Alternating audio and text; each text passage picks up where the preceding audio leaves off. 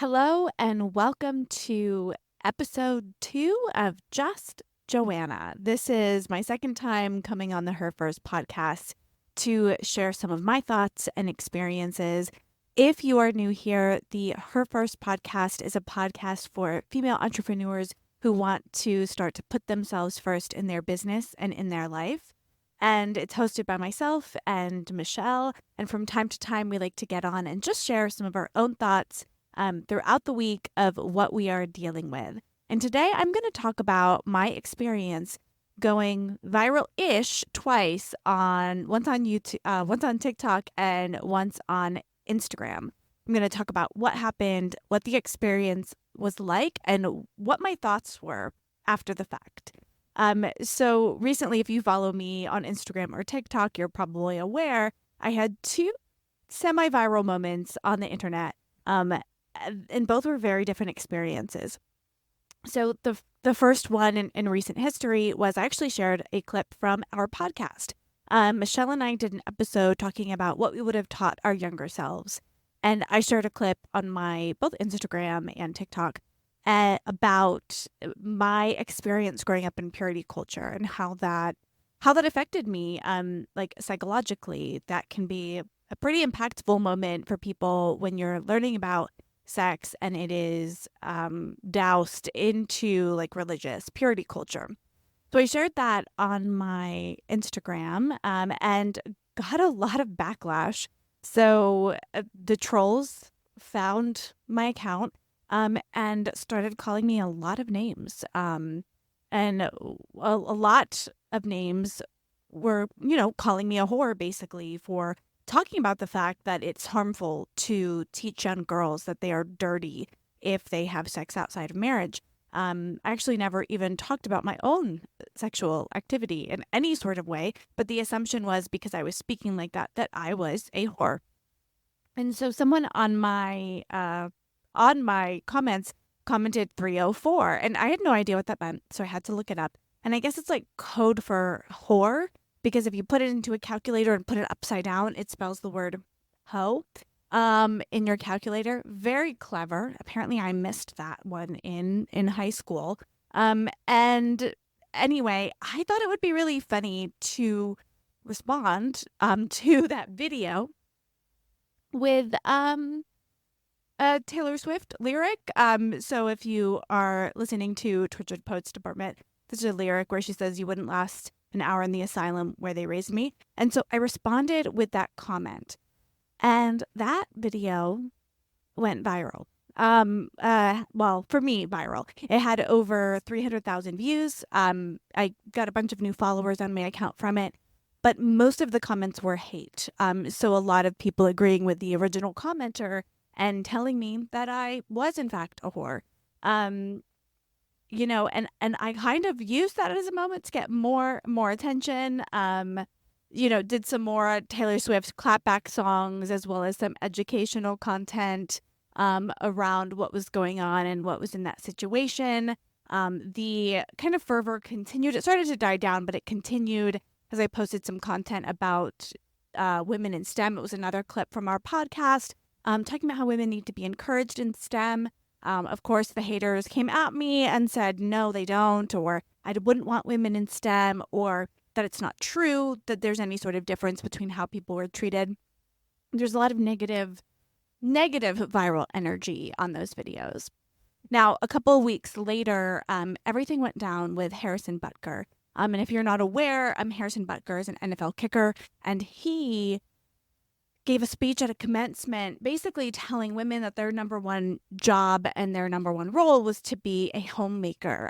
This struck a chord with a lot of women for obvious reasons. And I started posting some content about that both on TikTok and on Instagram.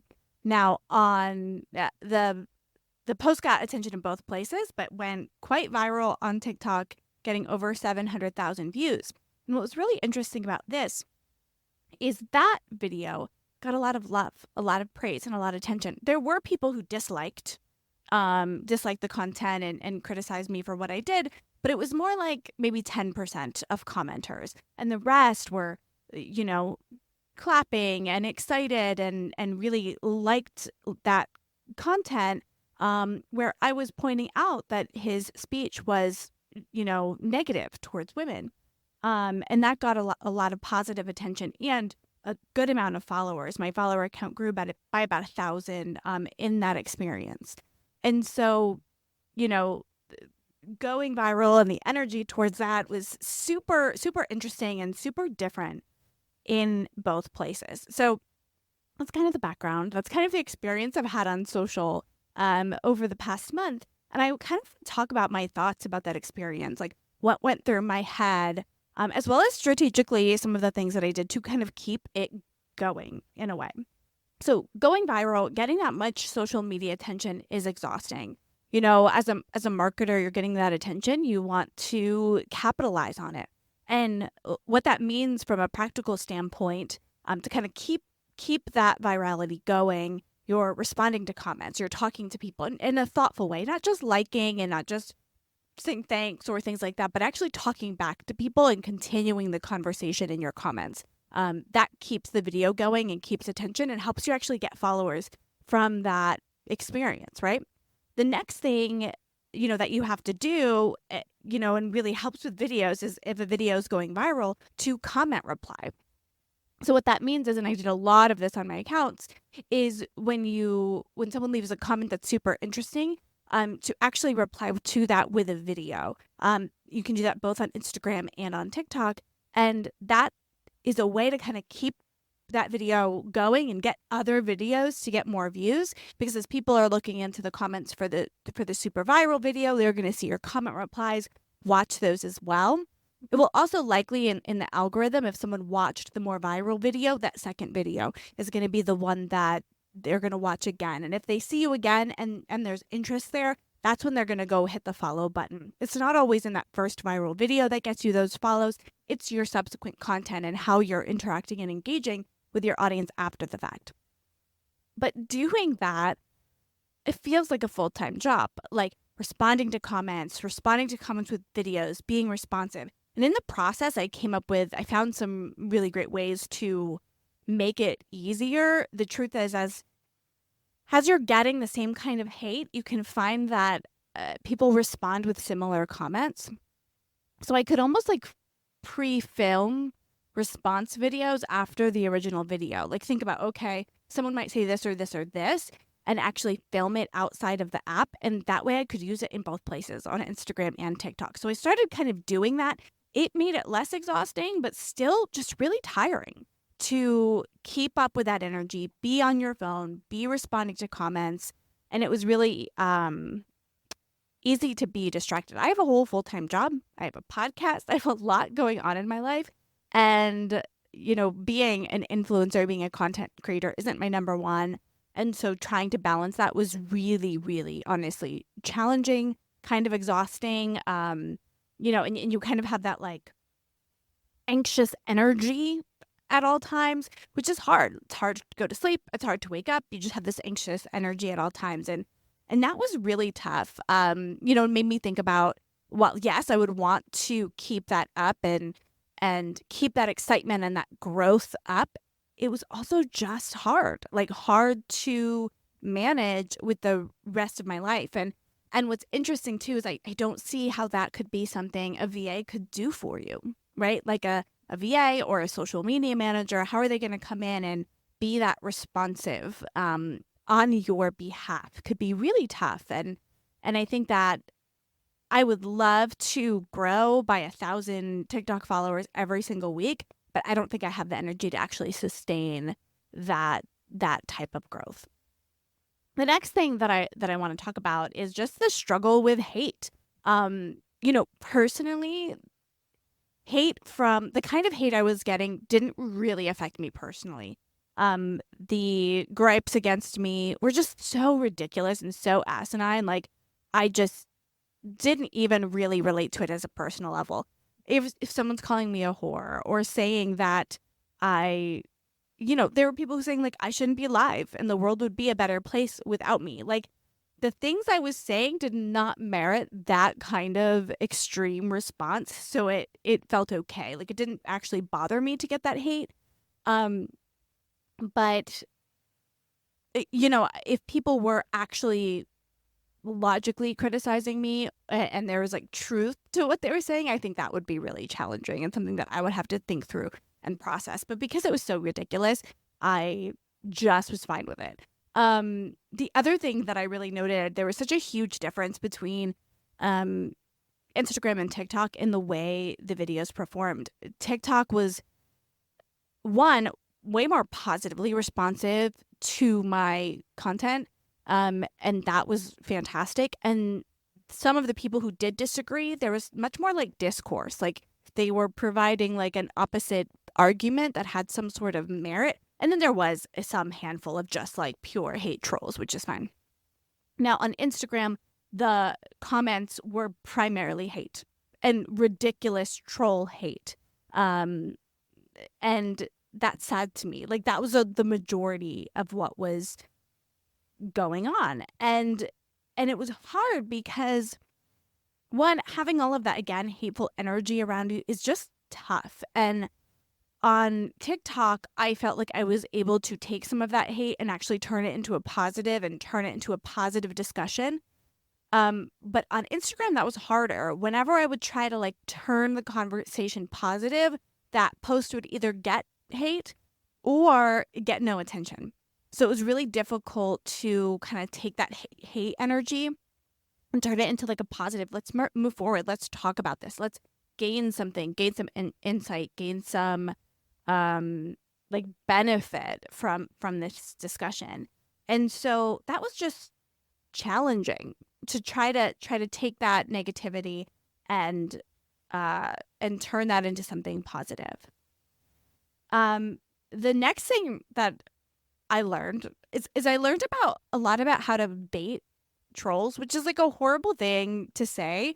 But I kind of learned a lot about how to pick words in a way that would get people to disagree with you, right? Because people love to disagree and they love to hate, and that can get comments and engagement. And so I learned I kind of learned that I could say things and I'm like, I know someone's going to say this. Like, and I could think about how someone would hate on me. And what I was hoping would happen on Instagram that didn't, that if I kind of baited the trolls, that like the people who supported me we would find that community almost.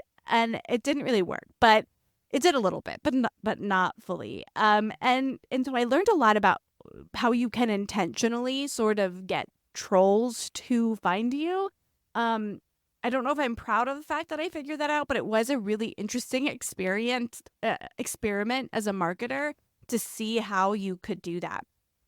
But on the flip side, kind of my last main point that I want to talk about today is that like that's just kind of sad. Like it's sad that we live in a world that gives so much attention to hate, right? And it's sad that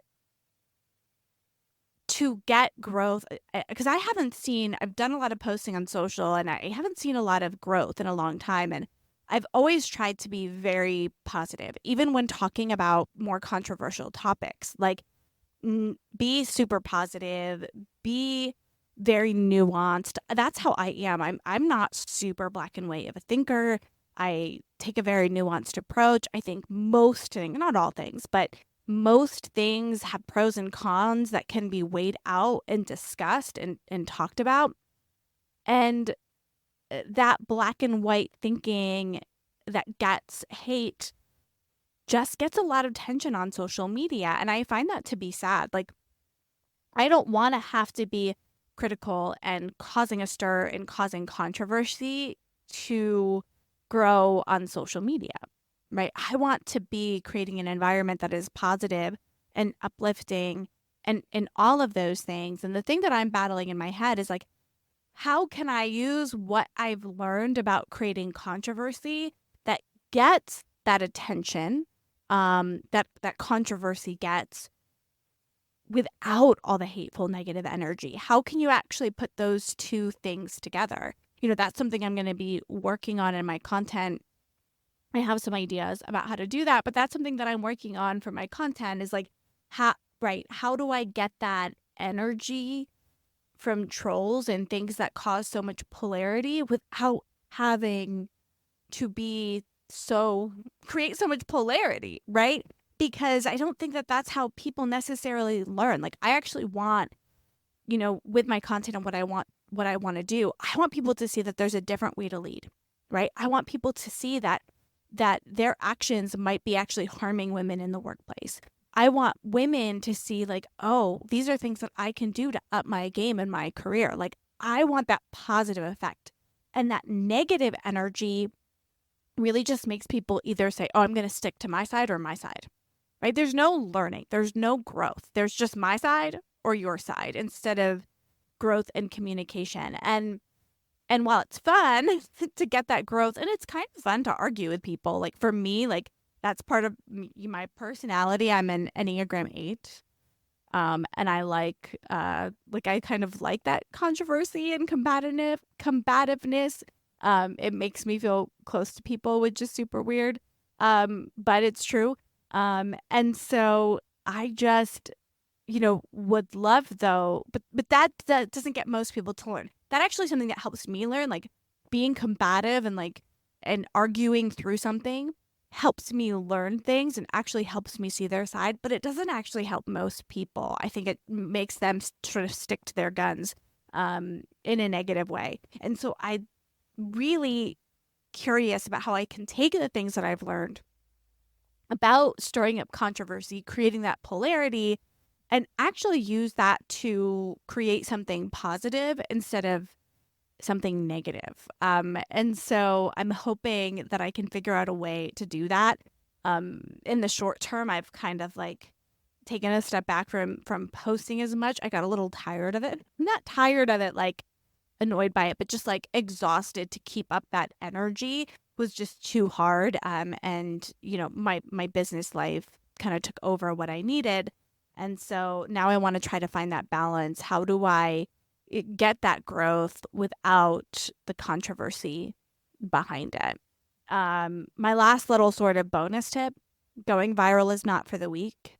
If you are not ready to have hate comments, then think about what you want to do going viral. I was totally secure in it, but I could see how that negativity could really affect someone psychologically and affect their mental health. And so, if you find yourself in a situation where you go viral, if you can't handle that sort of hate, you can turn off the comments, you can delete people, you can block people, you can do all of that. It might affect the ability for it to keep going viral if it's not getting that comment, but your mental health and your own psychology is so much more important than a viral social media post. So if you aren't ready for it, that's okay, to stop it from happening if it starts to happen.